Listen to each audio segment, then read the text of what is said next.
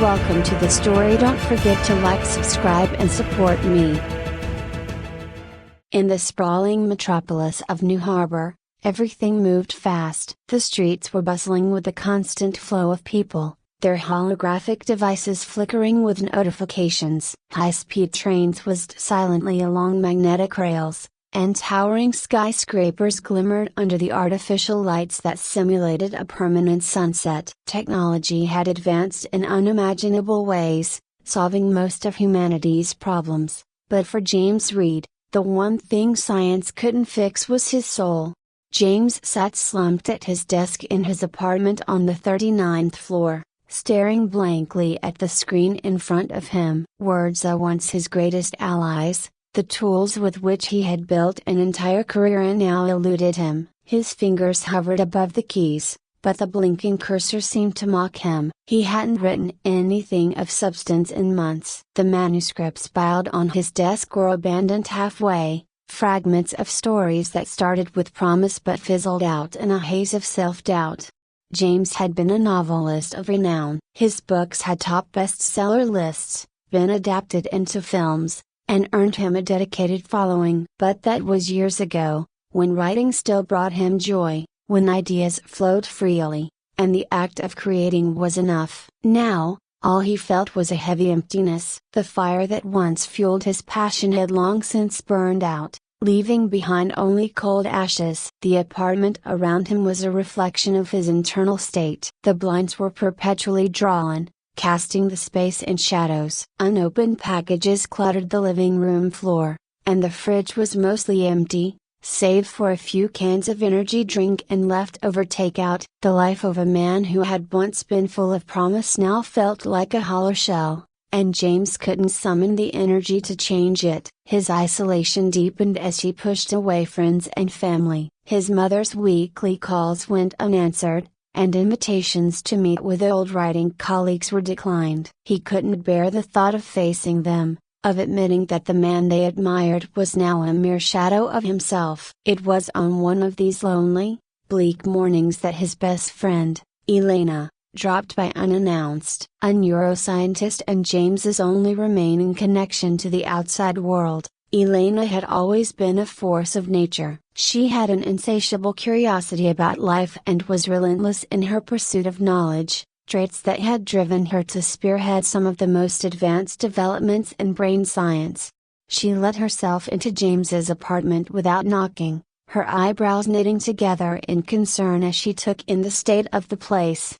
"James, this is grim," Elena said, her voice soft yet firm. She made her way through the clutter and took a seat on the couch, which was covered in crumpled pages and empty coffee cups. James barely looked up from his desk. "I'm fine," he muttered, though it was clear to both of them that he was anything but. "Fine isn't exactly how I describe you right now," she replied, her tone growing more serious. "You haven't returned my calls in weeks. You've been in this funk for far too long." James exhaled sharply, rubbing his eyes. "I can't write anymore, Elena. I don't have it in me." Elena crossed her arms, considering him for a moment before she spoke again. "There's something I want you to try." James glanced over at her, skepticism written all over his face. "If it's another new therapy or some self-help book."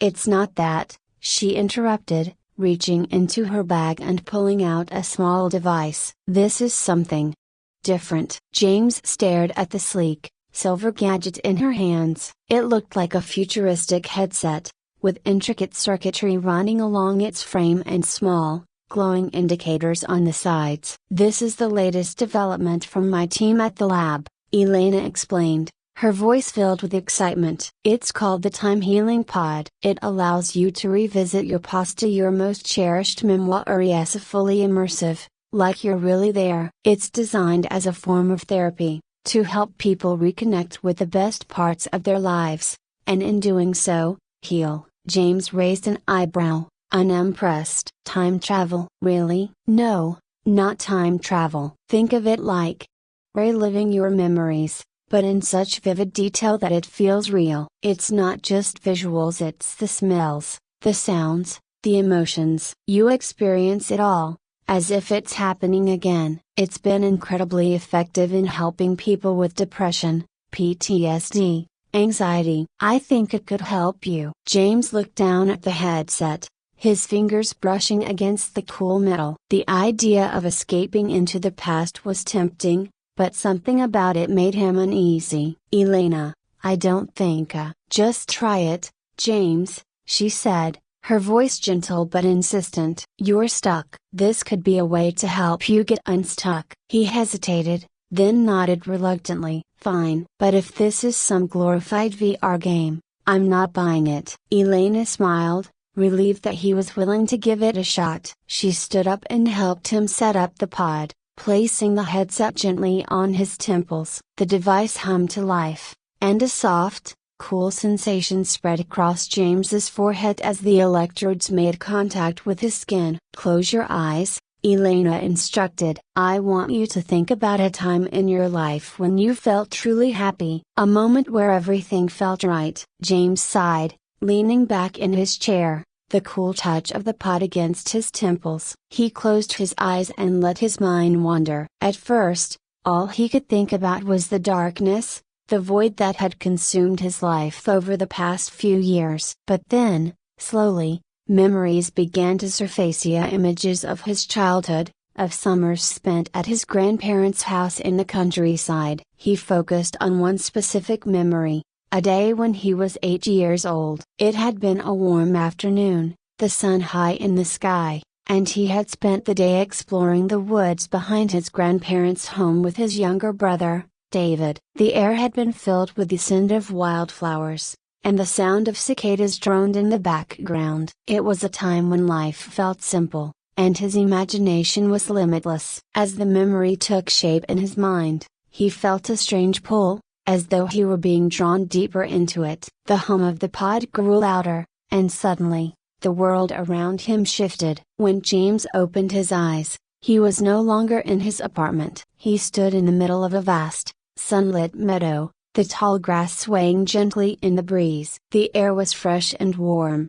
and the sky above him was a brilliant blue, dotted with fluffy white clouds. It was exactly as he remembered. He looked down at his hands, astonished to see them smaller, the hands of a child. He was wearing the same faded overalls and worn-out sneakers he had worn that summer. He could feel the heat of the sun on his skin, the coolness of the grass beneath his feet. It was all so real. In the distance, he could see his grandparents' house, a quaint old farmhouse with a wraparound porch. His heart swelled with a mix of nostalgia and disbelief. He was really here, back in his childhood, in a moment that had once seemed lost to time. He took a step forward, the sensation of the grass brushing against his legs sending a shiver down his spine. His mind raced as he tried to make sense of what was happening. This wasn't just a memory, it was a full sensory experience, as if he had truly traveled back in time. As he approached the house,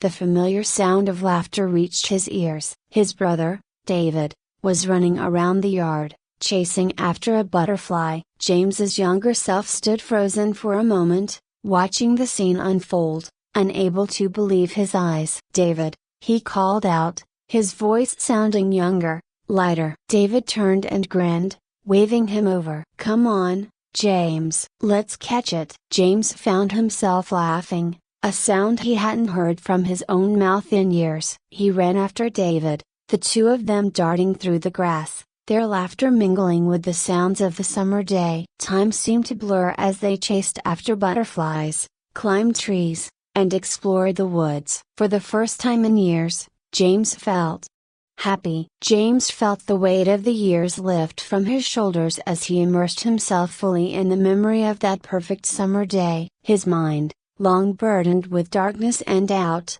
now found itself filled with the innocence and joy of childhood. Each sensation was sharper than any he'd felt in years: the feel of the earth beneath his bare feet, the scent of sun-warmed grass, and the laughter of his brother, ringing clear and pure through the trees.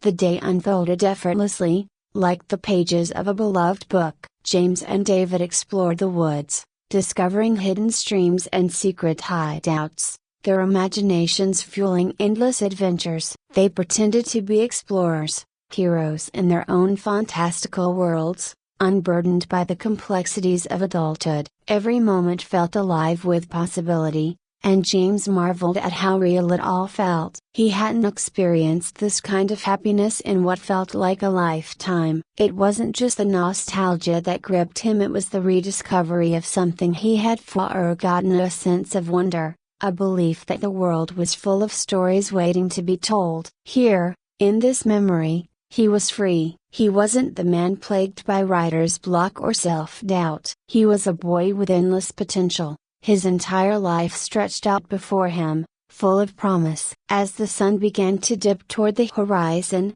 casting long golden shadows across the meadow, James and David returned to the farmhouse. The smell of dinner, a roast chicken and fresh vegetable lasso wafted through the open windows, mingling with the cool evening air. Their grandparents, who had always seemed larger than life to James, were sitting on the porch, watching the boys with fond smiles. His grandmother, with her kind eyes and ever-present apron, beckoned them inside. James followed his younger self up the wooden steps, feeling the familiar creak beneath his feet. Inside, the house was just as he remembered it, warm, comforting, filled with the smells of home. The walls were lined with family photos, and the old grandfather clock ticked steadily in the corner, its rhythmic chime marking the passage of time. They sat down to dinner, the simple meal somehow tasting better than any food James had eaten in years. His grandparents talked and laughed, recounting stories of their own youth, and James felt an overwhelming sense of peace wash over him. For a brief moment, it was as if nothing had changed. The years of loneliness, the isolation, the creative drought, it all melted away in the warmth of the memory. But as the evening wore on, a strange sensation began to settle in the back of his mind. A feeling of unease, like something was out of place. He pushed it aside at first, not wanting to spoil the moment, but it grew stronger, a subtle distortion in the otherwise perfect memory. His grandmother's voice, once clear and lively, began to sound distant, almost as if it were coming from underwater. The edges of the room started to blur, the colors fading slightly, as if the memory itself were unraveling. James frowned, glancing around, but no one else seemed to notice. "James," his grandmother said, her voice suddenly louder, cutting through the haze. She turned to him, her eyes locking onto his with a seriousness he hadn't seen before. "You don't belong here anymore." The words hit him like a punch to the gut. His heart pounded in his chest, and for the first time since he'd entered the pod, James felt a surge of panic. This was just a memory, a carefully curated piece of the past. But her words felt so real, so final, as if she were speaking directly to the man he was now, not the boy he had been. James started, but his voice faltered. He didn't know what to say. He didn't want to leave. Not yet. Not when everything here felt so perfect, so safe. His grandmother smiled gently, her eyes softening. "The past is a place to visit, not to stay. You need to live in the present, James." The room around him continued to blur, the edges of the memory distorting as the pod struggled to maintain its hold. James felt a deep sadness well up inside him. He didn't want to leave this place, this time when everything was simple and good. But as much as he wanted to stay, he knew his grandmother was right. With a heavy heart, James stood from the table. His younger self looked up at him with wide eyes, confused. "Where are you going?" David asked, his voice filled with the innocent curiosity of a child. "I have to go," James replied softly, his throat tight. He turned to his grandparents, his eyes lingering on them for a moment longer, committing every detail to memory. Then, with one final look at the house, the woods, the meadow, he closed his eyes. When he opened them again, he was back in his apartment. The hum of the time-healing pod faded as the device powered down, its sleek lights dimming. James blinked, disoriented, as the world around him came back into focus. The air felt colder, the silence of the room stark compared to the vibrant sounds of his memory. He reached up and removed the headset, setting it carefully on the desk. His heart was still racing, his emotions a tangled mix of longing and acceptance. The past, as beautiful as it had been, was gone. But for the first time in a long while, James didn't feel weighed down by that loss. Elena, who had been watching from the corner of the room, approached cautiously. "How do you feel?"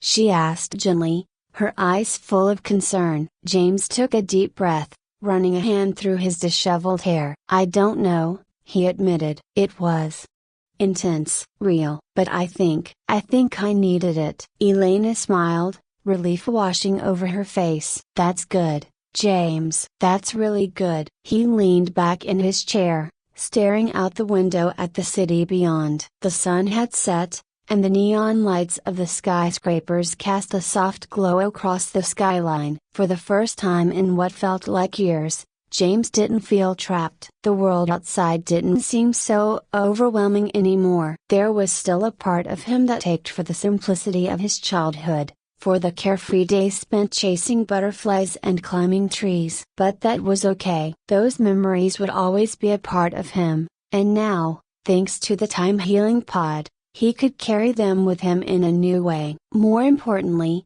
he realized, he didn't need to escape into the past to find peace. He could embrace the present, the imperfections, the challenges, the unknowns, and still find joy. He glanced at his computer screen, the cursor still blinking in the middle of an unfinished sentence. It no longer felt like an enemy, mocking him with its emptiness. Instead, it felt like a challenge, an opportunity. He wasn't the boy who believed he could tell every story, but he wasn't the broken man he had been either. He was somewhere in between, and that was enough. James leaned forward, his fingers hovering over the keys. He didn't know what story he would write next, but for the first time in a long while, the thought excited him. He smiled, then started to type.